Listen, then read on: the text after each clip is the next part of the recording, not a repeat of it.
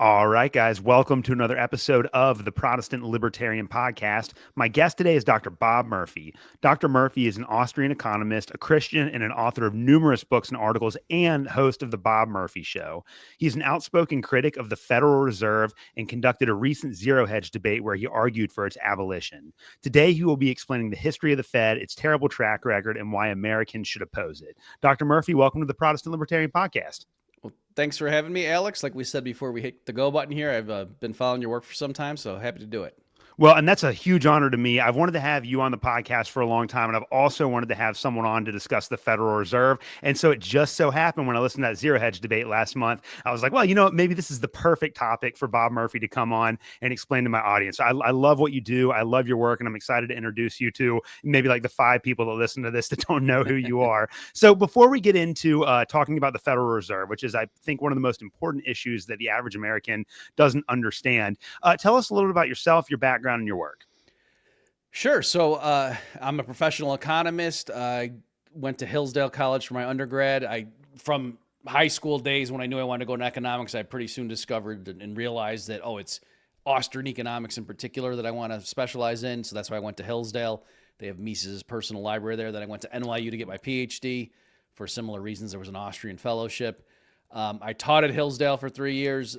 I did some work, research work down at Texas Tech.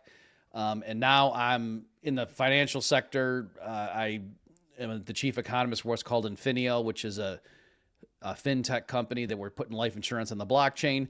And probably for relevance to this discussion, I'm also a senior fellow with the Mises Institute. And was throughout my career, both in academia and then even now what I'm doing at Infinio, I do a lot of money in banking, and so that's why it made sense that zero hedge came to me to say, hey, do you want to take the case of why we shouldn't have the Fed? Yeah, and you've written and spoken a lot about this in your career, and I think your book, The Great Depression, was really eye-opening for me just to see how much of a role that played, because that is definitely you don't get a sense for just how important the Fed was to the Great Depression in your high school history textbooks. That's something that they seem to leave out, and so you connected that dot for me in a way that was really powerful. I guess it was last month at this point you did a debate on zero hedge, as you referenced, about the Federal Reserve, where you were in conversation with someone who wanted to reform the Federal Reserve, but thinks that we basically essentially need it. And you were arguing in favor of its complete abolition. So talk to us a little bit about that debate, like how it got set up and how you thought it went. Okay, sure. So the moderator was George Gammon, who's a great guy on this stuff. And it was a bit unfair, but I think he was neutral in the debate, but he, like, on his own podcast, George will have ball caps that say "End the Fed" on them, so it was kind of ironic. But that's partly why they picked him, just because that's his topic. The guy I was debating against, David Beckworth, also your listeners, he's a strong, solid Christian. He even worked in some stuff about talking, comparing himself to an Old Testament prophet, or both of us to Old Testament prophets at the end there. So yeah, as you said, I was making the case that we should just get rid of this thing, and David is steeped, and he's very familiar with the Austrian school. I don't think he calls himself an Austrian, but he respects them. He studied under George Selgin, I believe. And so, he's very into the free banking literature. So he agreed that, yes, in a perfect world, we wouldn't have central banks, but given that it exists, it would make more sense to try to reform it right now, that we're not going to get rid of it anytime soon. And even if we did, there'd be all sorts of calamity. So why don't we just be more realistic and try to reform it for the better? So that's kind of the approach he took. So on the one hand, there wasn't like a huge difference in our overall perspective, but I think it lent itself to a very reasonable, pleasant exchange of, a discussion in terms of, just laying out the issues and not just screaming at each other. So I was really happy with how it went. And I think we, for the listeners, explained the different perspectives on it.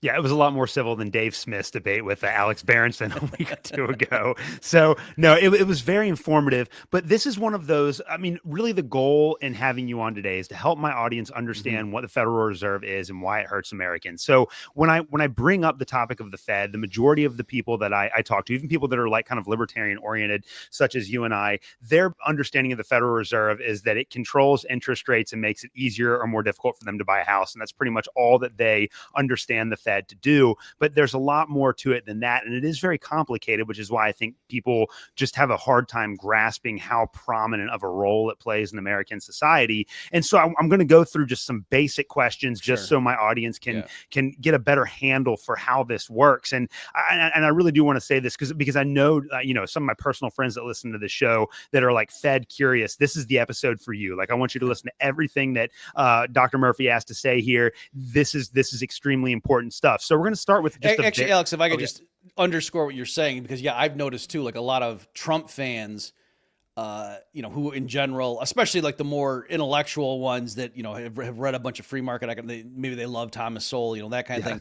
A lot of them, when Trump is bashing Powell for not cutting interest rates, they're on Trump's side. Like, this guy's, being real stingy or something. And so, as I'm sure we'll get to in the course of this discussion, Alex, that's like from an Austrian perspective, like, no, you're not doing the economy any favors by cutting interest rates if you're the Federal Reserve. That's just going to stimulate another boom bust cycle.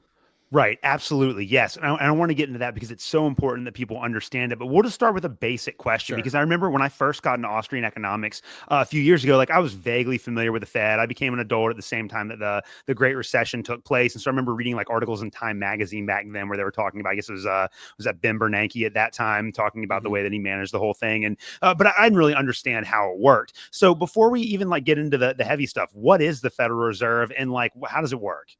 Sure. So the Federal Reserve is the central bank of the United States. Other countries, like there's the Bank of England, the Bank of Japan. Now in Europe, there's the ECB, the European Central Bank. But before that was established, they had their individual national ones, like the Bank of France and so on. So that's what, it's the central bank. The U.S. was actually slow to the game in the sense that the Fed was only formally established in the United States in December of 1913. And so at the time, in the lead up to the Fed, the agitators who wanted it were writing, op-eds in the New York Times and things like that, it's making the case that, hey, all the civilized great powers, they all have a central bank. We need one too. We got to get with the program. So that's what that's what it is. So it's like the banker's bank, right? So Citibank and Bank of America, whatever, they all have accounts with the Federal Reserve, and the Fed also, if you look in your wallet and you see your $20 bill, your $100 bill, whatnot, look carefully. It says Federal Reserve note. So right now, the currency that we use, what we think of as U.S. dollars and cash, those are actually notes issued by the Federal Reserve. So that's, and also in practice, the Federal Reserve has a lot of the regulatory authority over the U.S. banking system. And there are really three stated goals that the Federal Reserve attempts to accomplish. What are those three goals and why did they choose them? Okay, so, it's sort of morphed over time. So, like originally, when it was first founded, one of the main goals was it was supposed to be what was called a lender of last resort. And so here, just a real quick backstory, there's what was called the Panic of 1907, right? And just there were periodic ups and downs and crash crises, in the financial sector. And there was no central bank at the time. People might remember from history class, there had been what was called the Second Bank of the United States that Andrew Jackson famously did not renew the charter of. And he even put that on his gravestone that I killed the bank, right? So from when the Second Bank of the United States did not get renewed all the way up until the founding of the Fed, the U.S. did not have a central bank, period, right? So when there were these recurring financial crises, if companies were in trouble, what would they do? They would go to like the rich financiers, like the private bankers, and to seek a loan. And so people were saying, hey, this is kind of crazy. Like J.P. Morgan himself was personally deciding which businesses were going to go under and which were going to survive in the 1907 crisis.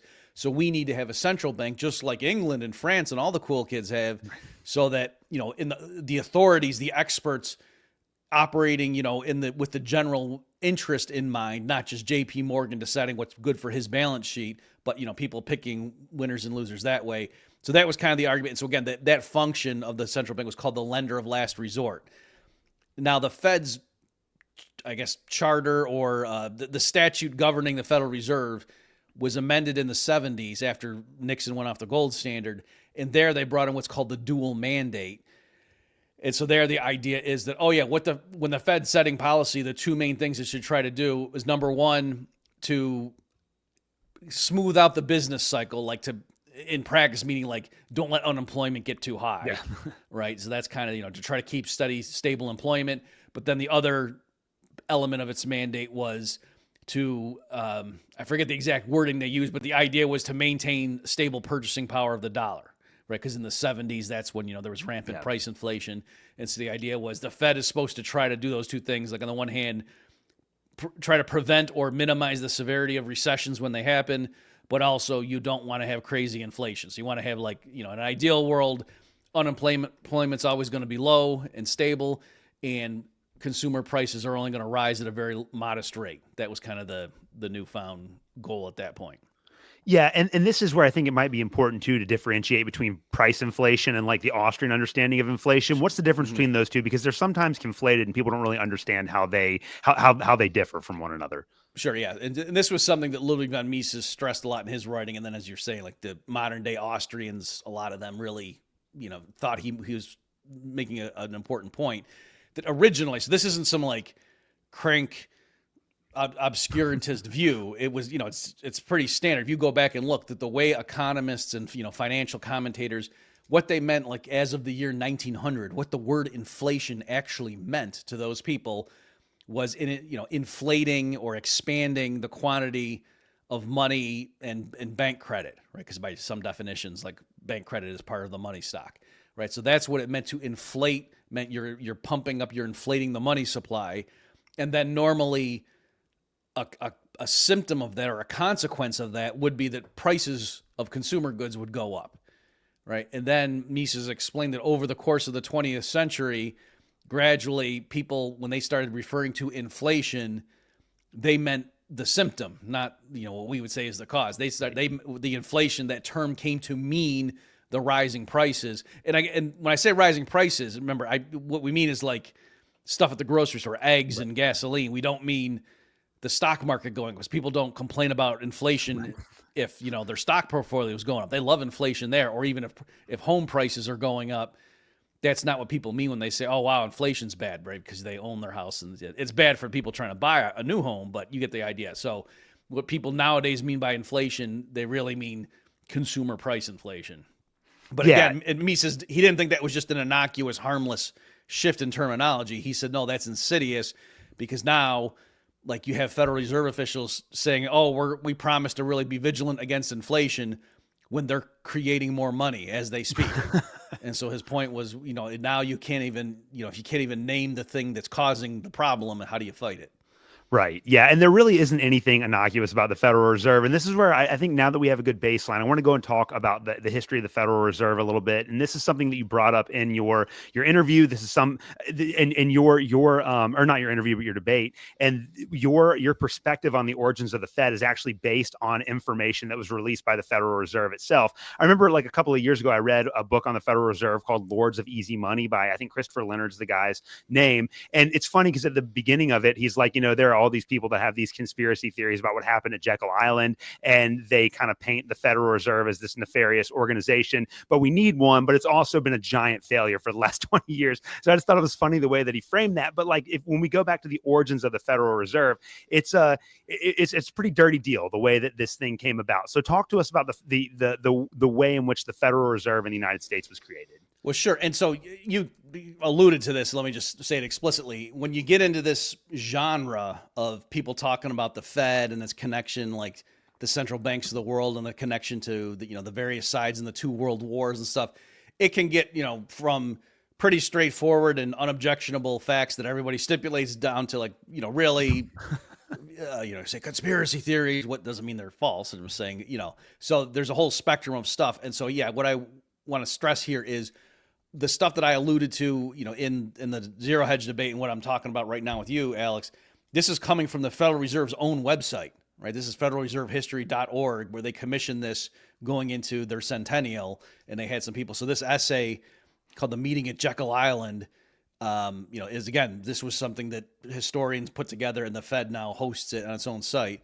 And it says, let's see. I'll just read a little bit. In November 1910, 6 men, Nelson Aldrich, and then it lists some other ones, met at the Jekyll. Nelson Aldrich was a senator. Met at the Jekyll Island Club off the coast of Georgia to write a plan to reform the nation's banking system. The meeting and its purpose were closely guarded secrets, and participants did not admit that the meeting occurred until the 1930s. And then the plan written there was the precursor to the Federal Reserve Act. And so again, they met in 1910, and they didn't even admit publicly that meeting had even happened until the 30s, right? And this was, and the Federal Reserve legislation was passed in 1913. And then that article, goes on to say, because a bunch of them were like, guys on Wall Street or whatever, and so normally you'd think, so they would get on the train in New York. No, they went to New Jersey to like try to be sneaky about it, so there wouldn't be as much press around, and they only used their first names when they got on the trains to not tip off, the people who these important guys were. And they also, the official story when they went down and met at Jekyll Island is they just said they were going there to go hunting or something, right? So it was, again, a very secretive meeting because they knew, because it was involving people like a senator, a bunch of people from like Wall Street and a foreign bank. So the point was they knew if the word gets out that this group of people is writing the precursor to the legislation that's going to set up the U.S. central bank, the public is not going to be for it.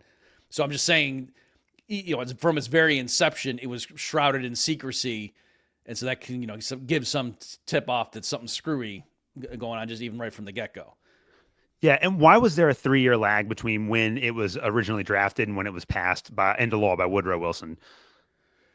I mean, is there something specific? Are you just asking in general? Or yeah. So why was there a 3-year gap of time between that? They were waiting for the opportune moment, or? Oh no, I mean they were going back and forth with various revisions and things like that. It's been a while since I've reviewed like the full history. Murray Rothbard does a great treatment in his writings to go through step by step what happened. But yeah, they, like, among other things, just to give people an idea, so like, why is it called the Federal Reserve?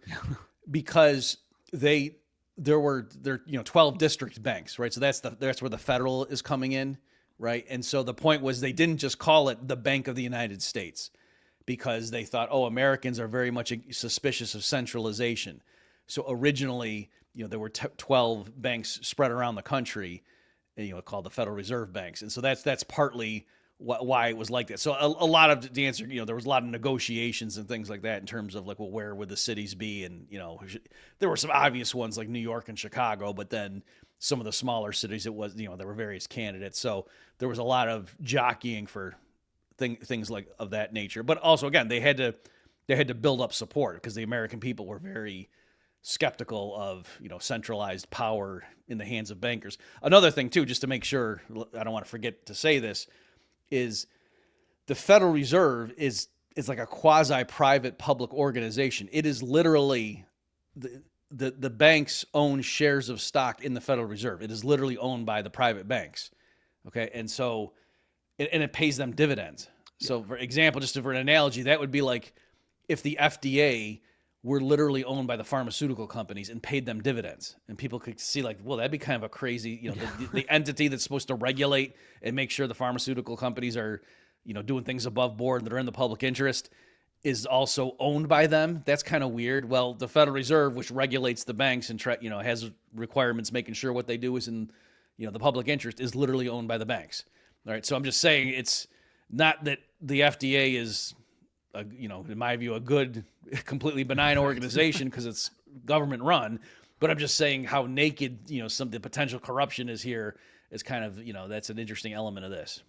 Yeah, no, that is a great starting point. Now, I do want to talk about like the Great Recession and what's happened since then, kind of on its own, because I think for a lot of people that was, at least for a lot of people that are my age, that was the first time that we were really exposed to the Federal Reserve. But the nominal goal of the Fed is to stabilize the U.S. economy and make sure that the economy grows without a lot of speed bumps. Between 1913 and like 2007, 2008, what's the track record of the Federal Reserve during that time? Sure. Yeah. And so here, there's a great paper by George Selgin, Larry White, and William Lestrapes. I forget how to say that guy's last name.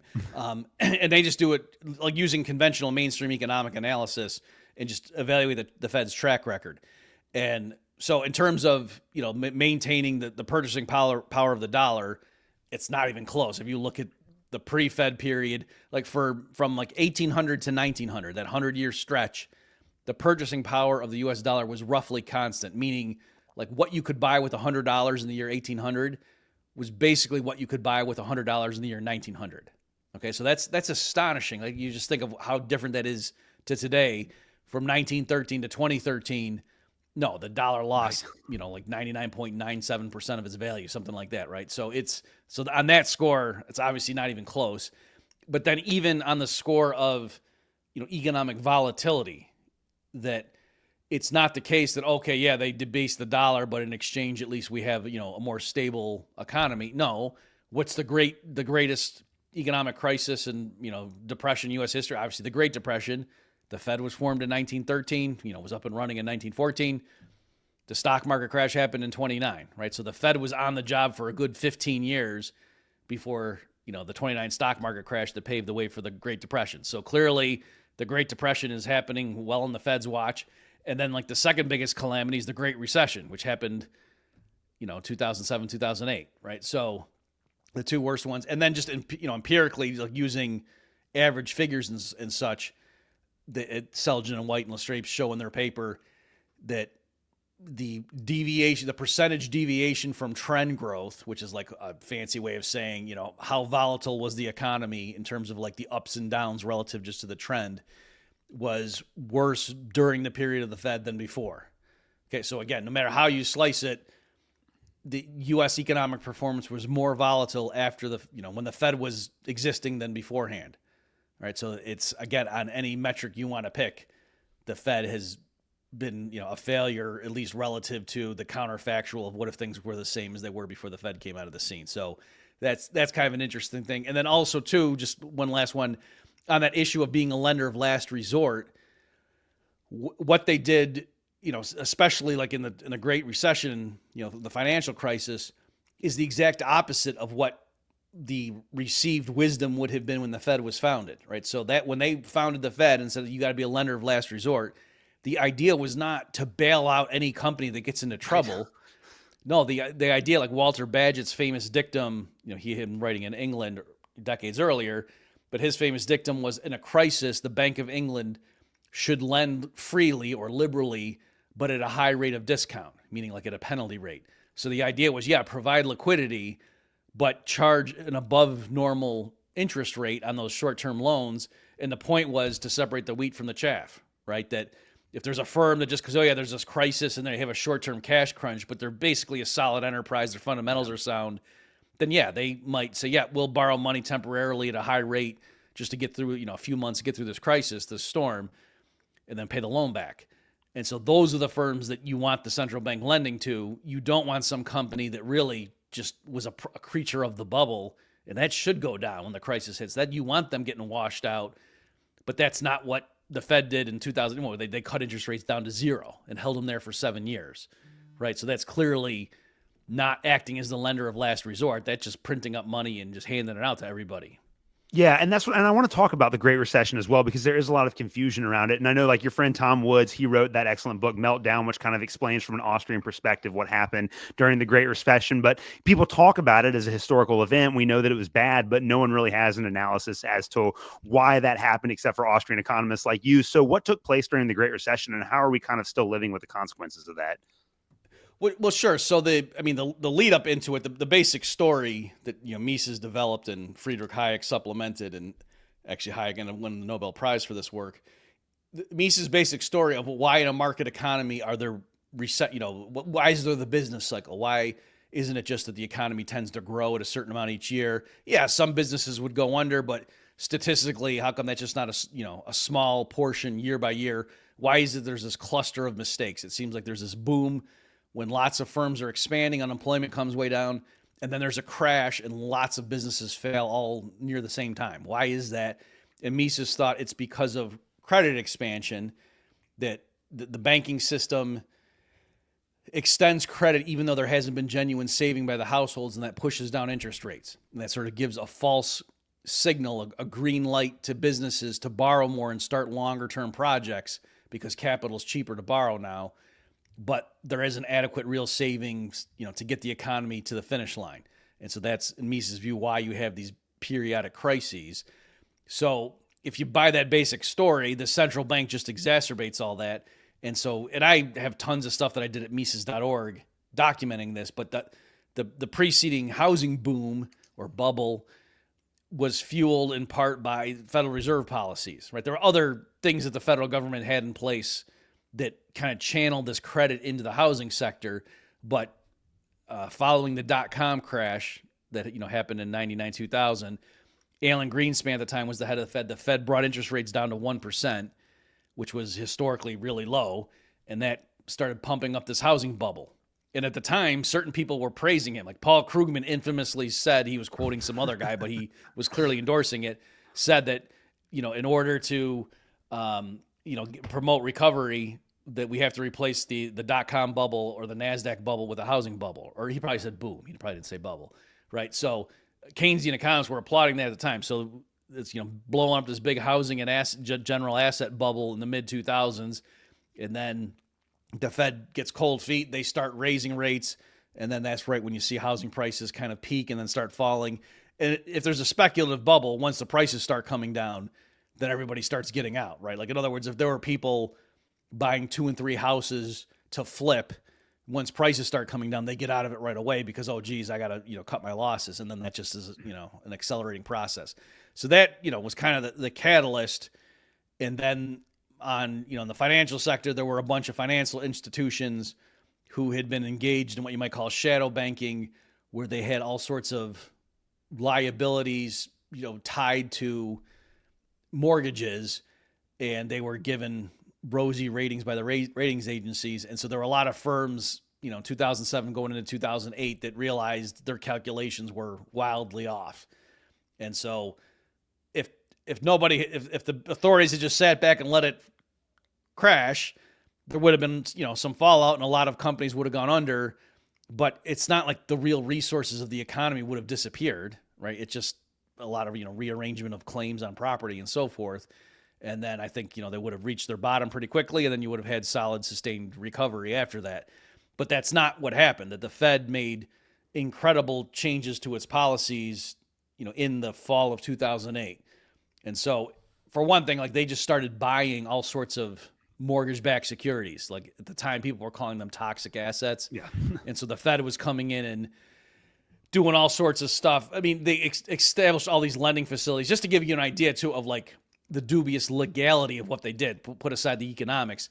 But it was like the Fed wasn't legally allowed to just go out and buy mortgage-backed securities, right? But instead, they could lend to all sorts of things. So they established these LLCs called Maiden Lane, because that was like, a street that's near Wall Street. So it was Maiden Lane LLC and Maiden Lane 2 LLC or something like that.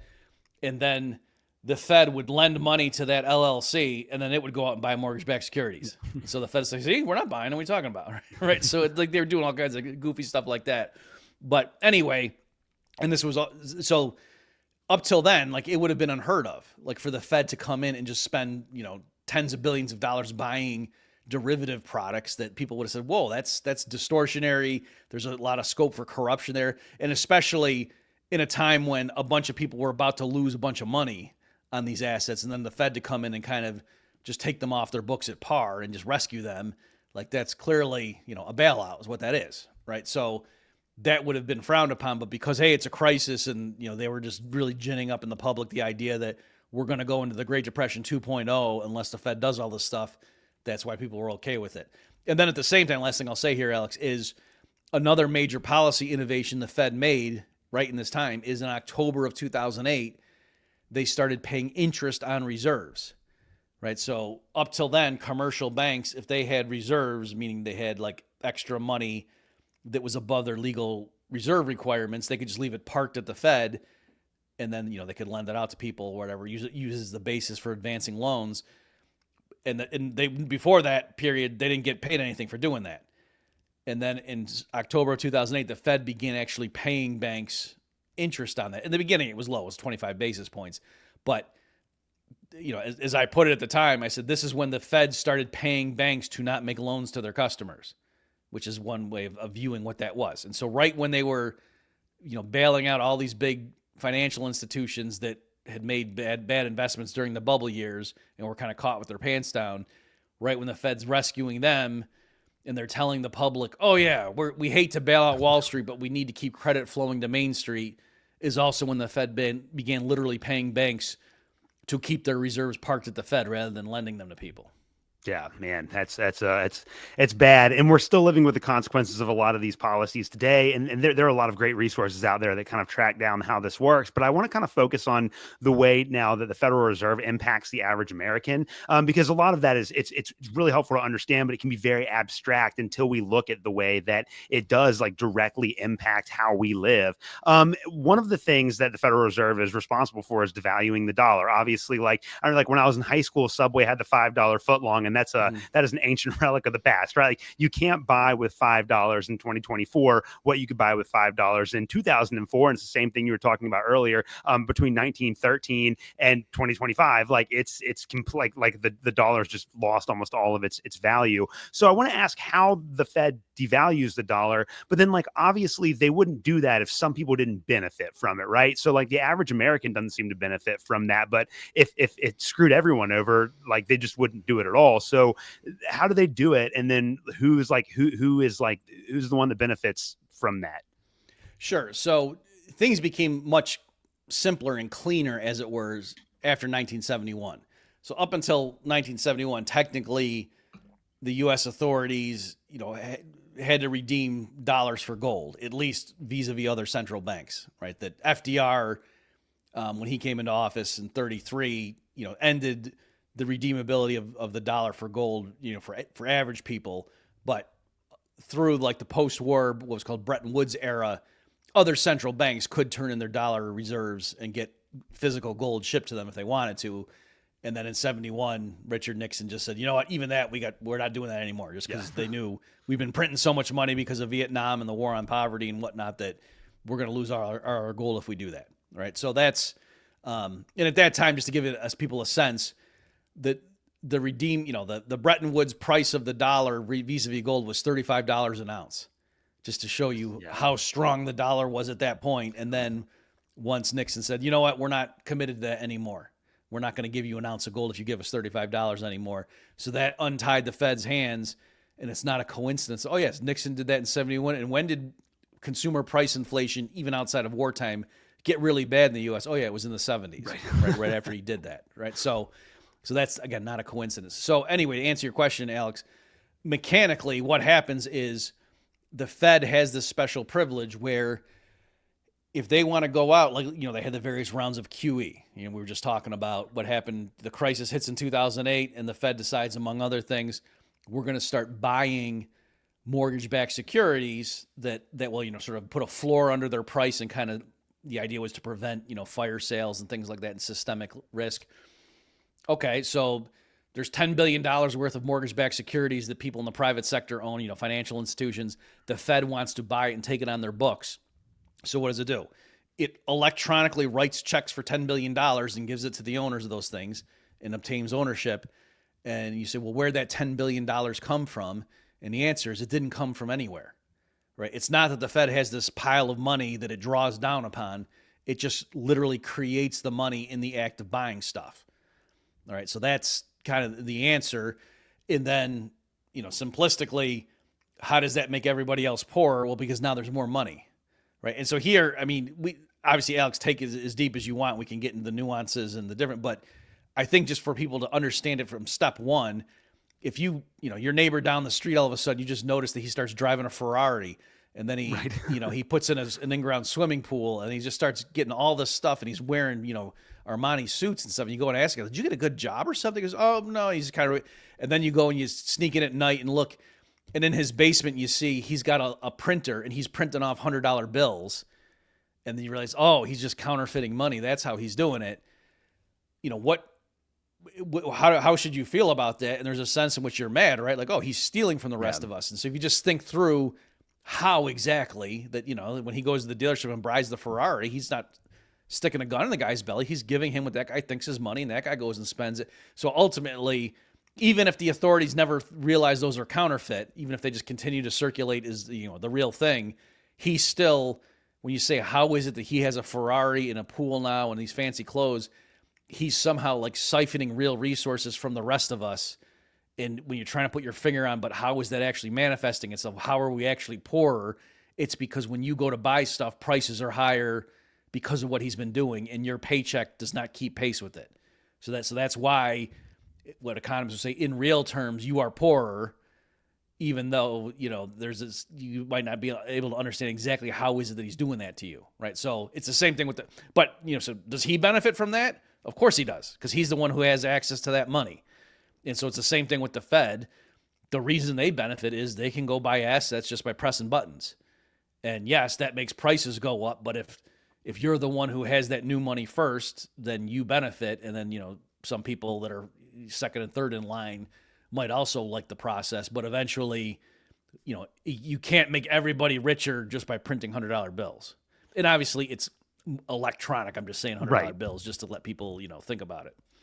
Yeah, well, and this is why, like, again, as they continue to expand the money supply, but the economy doesn't grow at the same rate as the growth of the money supply, this is why prices go up, because it's going to create shortage. And this is exactly really what happened during COVID. Right. That not only did they print like $6 trillion or, digitally create $6 trillion or something like that in response to COVID, but they put restrictions on shipping and on production. And so they actually contracted the amount of goods and services that were being produced and artificially inflated the money supply at the same time, which created this perfect storm. And a lot of people didn't see it coming. They love like the $600 checks they got from the government. They thought it was great. And then 2 years later, they can't afford to buy groceries for their kids. And I think that this is the thing I want you to comment on, because this is what's so frustrating to me about this, is that, especially from a Christian perspective, like, we're supposed to be about like thrift and saving and charity. Mm-hmm. And it's very easy to plan for the future when you know that 10 years down the road, if you put $100 in a savings account, that $100 will buy you the same amount of like goods and services as it would when you initially put it in the savings account. But like,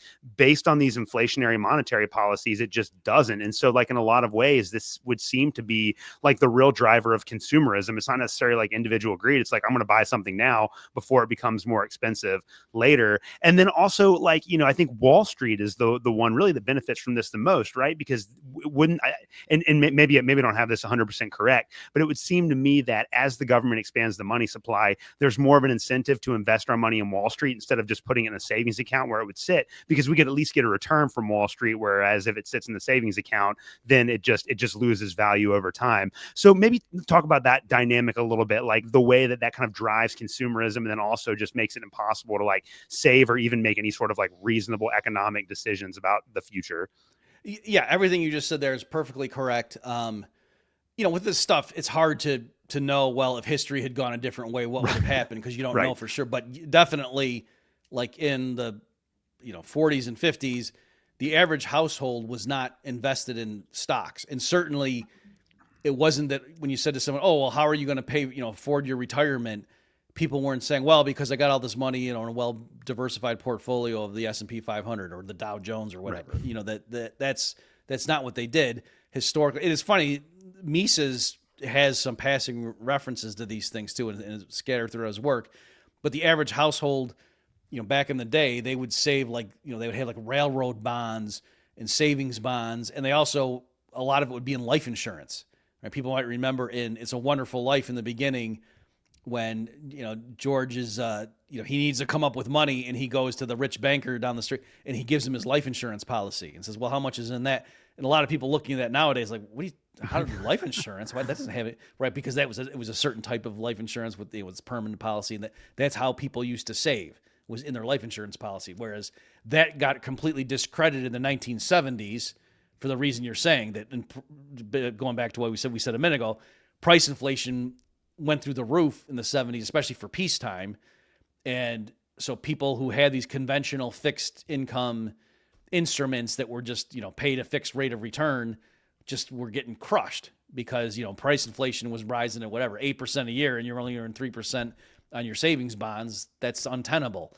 And so that's, and there are other innovations like no load mutual funds and stuff like that. So I'm not saying that it was completely due to that factor, but that is when you started seeing the mass shift of people thinking like, oh yeah, you got to get into stocks just to stay above water. Whereas before that was more of a speculative thing that, oh yeah, if If you're a savvy investor and you want to risk that and go ahead, and if you think you want to go research companies, whereas like you're saying now, everybody has to be in the stock market or else you're going to get killed. So that phenomenon is harmful. That's not good, right? That the average household should not be trying to pick stock. And people can say, well, it's a diversified portfolio. But even there, just the fact that you're in the stock market as opposed to something else is a choice. And so that's not just a law of nature. That's because of our, debased money stock. Yeah. Well, and we also run the risk too. I mean, I know it's kind of like a joke among libertarians, but like everyone in the country of Zimbabwe is a trillionaire, but they're trillionaires because like the government just prints more and more money and a loaf of bread costs $1 trillion, right? So that's something that a lot of Austrian economists like yourself are concerned about is that if we continue to expand the money supply and devalue the currency, then at some point the US dollar is not going to be worth anything. So what do you think about the prospects for the US dollar in the future? Or like, are we in danger of collapse? Is there a way to come back from the brink and restore some sort of stability to our currency? Where do we sit right now in your perspective with the US dollar? Okay, sure. And let me just say though, so you're absolutely right that that hyperinflation is a concern, is a thing that could happen, but sometimes I worry that if we say that it makes it sound like, oh, as long as they don't literally crash the dollar, then there's no problem. And that's not the case. You know what I mean? Just even this gradual erosion, like we're saying, like you're losing purchasing power over time. And again, the thing that you just alluded to a minute ago that I talked about, the fact that people feel that they need to be speculators now, and that's just that's just a given, I think is bad economically, but also it kind of corrodes the culture, right? That people, I think there's I really do think it would be different if you grew up in a world where the money was gold and silver coins that, had some heft to them, and that, if you went and worked and you got paid and you could have it in, I think there's just like a certain rock solid realness to that. Whereas now, like, people don't think the money's real. Right. And I noticed, like, during the financial crisis, right when there were the bailouts,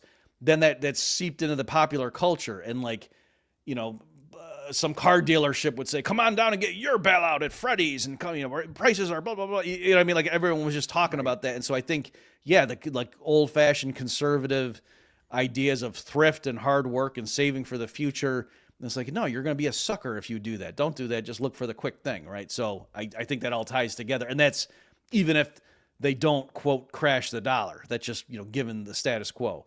But as far as your question, I had a piece arguing that I think the dollar is just going to continue since like 2000.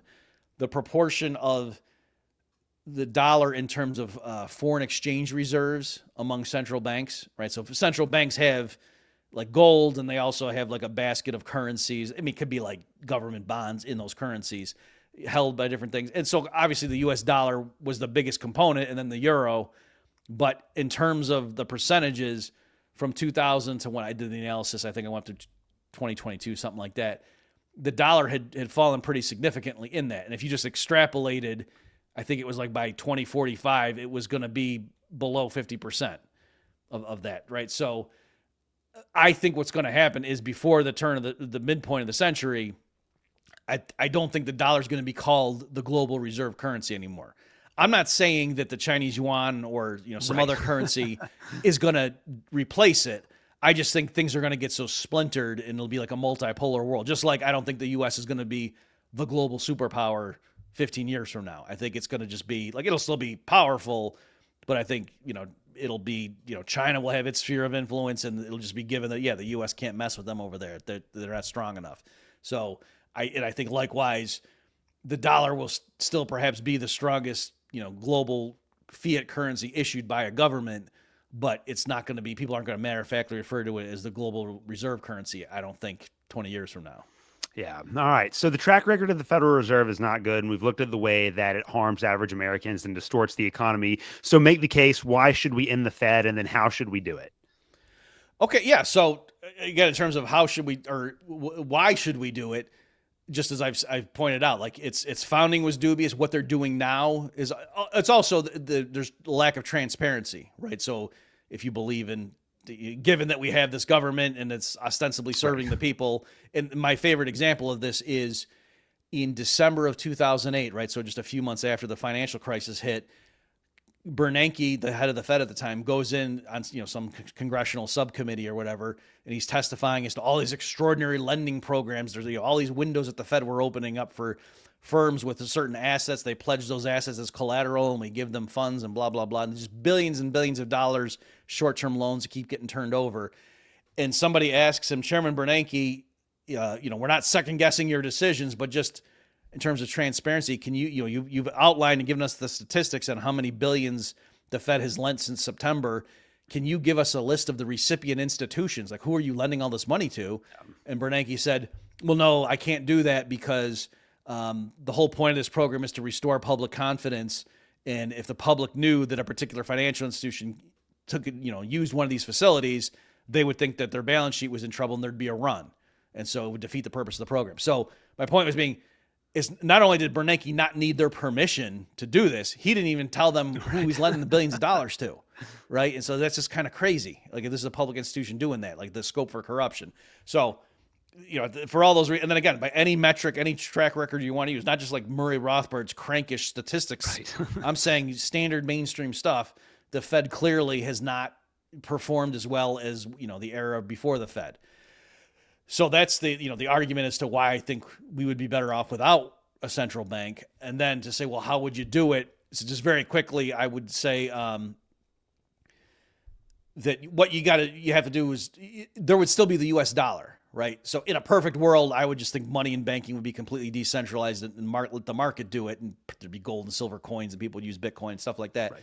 But I want to be practical, not just freak people out, just one step at a time. So I'm saying, logically speaking, it's distinct to say you could get rid of the central bank and still have the dollar. One way to see that is, as of the year 1912, what were Americans using as the money? They were using the U.S. dollar, but the Fed wasn't created till. So clearly, Americans can use U.S. dollars somehow issued by the federal government that are not, creatures of the Federal Reserve, right? So those are clearly different things.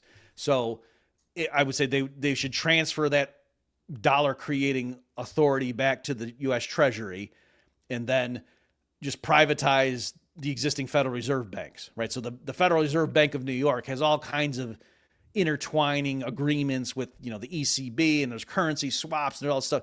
And so admittedly, if they just turned all that off next Tuesday, the global financial crisis, system would probably crash. So you don't have to.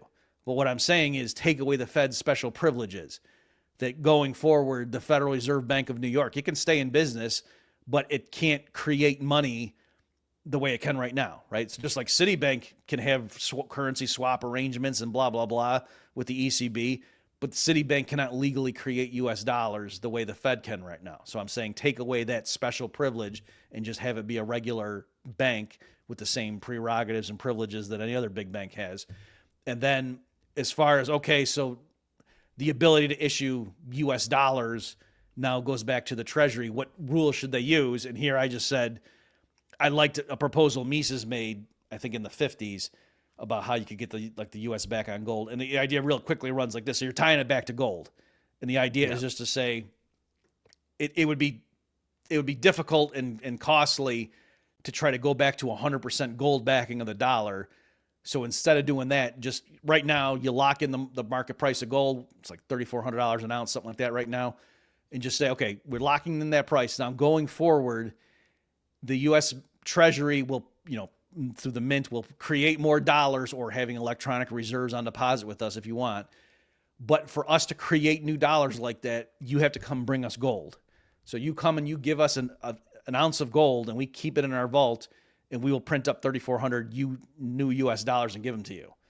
And so going forward, if all new official lawful money created that way was backed 100% by gold in the vaults, well, then over time, the gold backing of all dollars would asymptotically approach 100%, if you get what I'm saying, right? Is that so?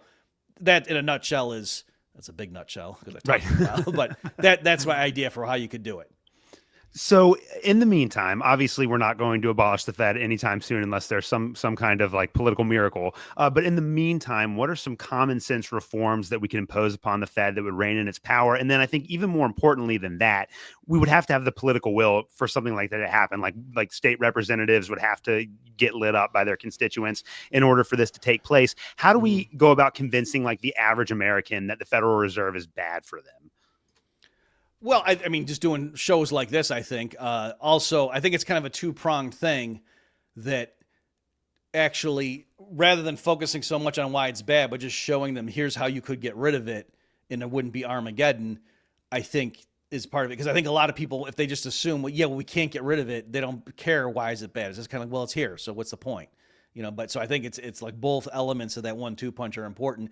And that's also why I like to stress, like in England, they could say, well, geez, we've had the Bank of England since the early 1600s. Right. So we can't get rid of that. That'd be nutty, right? So that would make more sense to think like that. Whereas here, it's such a good rhetorical card, I think, to play is to say, no, all through the latter half of the 1800s, you had amazing, strong industrial growth up until 1913. The U.S. did not have a central bank. And that, the U.S., that's when it became an economic powerhouse. So I think, just reminding people of that and then showing, again, the Fed's track record. It's not just that the Great Recession happened on the Fed's watch, but that in the early 2000s, there was like a birthday party for Milton Friedman. And it was Friedman's work that had blamed the Great Depression on mistakes made by the Federal Reserve officials at the time in like 29 and 1930. Yeah. And so Bernanke, at the time, he was not the Fed chair. He was just like on the board of governors or something. And so Bernanke at this birthday party says to Milton, he's got the mic and he's saying to Milton Friedman, if I may slightly abuse my position as a member of the Federal Reserve, Professor Friedman, you're right. We did it, meaning we caused the Great Depression. But thanks to your work, we won't do it again. He said that in the early 2000s, right? So my point is just these guys keep, thinking, okay, we got it now. And they just keep plunging the world into a financial crisis over and over. So I'm saying that's going to keep happening. And one of the main elements of that is the central bank that people have to realize. This is not just like, yep, that's capitalism for you. No, it's central banks are the engines that drive the inflation that causes the big booms and then the big busts that happen afterward. All right, we've covered a lot of ground in this episode today. I have one more question that I want to ask you before we leave. And I think in a lot of ways, this is the one that's the most important to me because you've demonstrated just how harmful the Federal Reserve is for average Americans. Why should Christians in particular be concerned about this? Like, why is this something that those of us that believe in Jesus should oppose? What's the we see the harm that it does to society. And it doesn't seem to me like there are very many people in my Christian circles, at least, that are concerned about this. But I think they should be. Like, why should this be something that is a big issue for Christians in particular?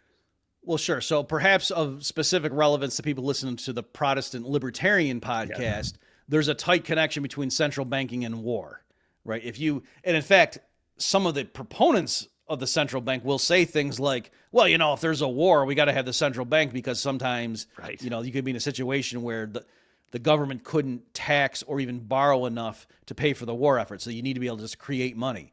And so the flip side of that is, if we didn't have a central bank, that means our rulers wouldn't be able to take us into so many wars. They just couldn't afford it, right? So that's one element. And even there too, it's not that the Fed created more battleships and tanks and bombers.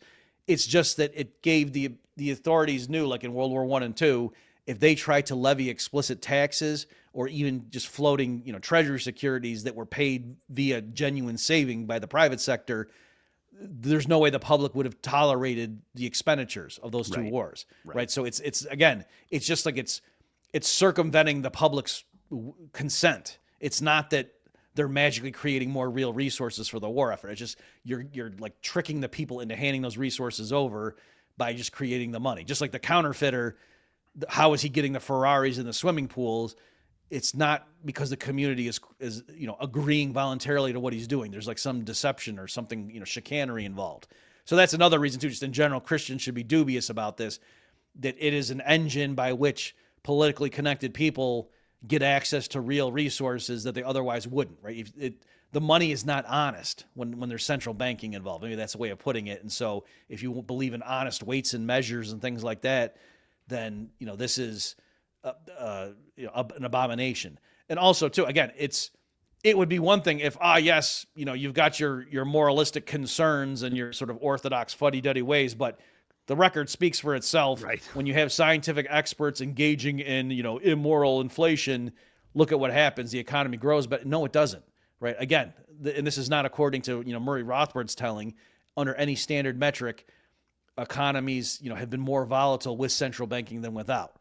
And so they're in practice, they do a horrible job of it. They bail out, rich, politically connected people when there's a crisis, just like in 2008, 2009, they bought the mortgage-backed securities and rescued the big banks that had been invested in those assets, but plenty of people lost their houses. Yeah. Right. So just, showing how that works in practice. So again, Christians who are supposed to be for honesty and integrity and weights and measures and, minimizing war and looking out for the poor and the oppressed, and to make sure that, the elites don't run roughshod over them. If you care about those things, you don't want to have a central bank. Yeah, I think that's a beautiful way to put it. Well, Dr. Bob Murphy, we've been doing this for about an hour now. This has been an incredible overview of the Federal Reserve. I hope that my audience will continue to do more research and think about how this impacts them in particular. And I hope that we can all agree that we should end the Fed. Before I let you go, you've published a lot of books. You have, I know that you host your own podcast, but then you're also, I think, the host of the Human Action podcast as well. So for people that want to follow you and that are interested in your work, where can they find you on social media and where can they find the work that you do? Okay, sure. Yeah. So in social media, on Twitter/X, I'm at Bob Murphy Econ. So that's where, you can go. If you go to my podcast, bobmurphyshow.com, you can see links to a lot of my stuff. So I'd send people there. As far as my work, if you're interested in this stuff, yeah, Alex, you alluded to, I'm the author of The Politically Incorrect Guide to the Great Depression and New Deal, which goes through a lot of this stuff in terms of, what happened in the 20s and the 30s. And then also, my recent book from the Mises Institute called Understanding Money Mechanics, where you can just get the free PDF. You just Google my name and Understanding Money Mechanics. You'll be able to get that, where I walk through all the theory and the history of this stuff. Perfect. Well, Dr. Murphy, thank you so much for coming on the show today. Thanks for having me, Alex.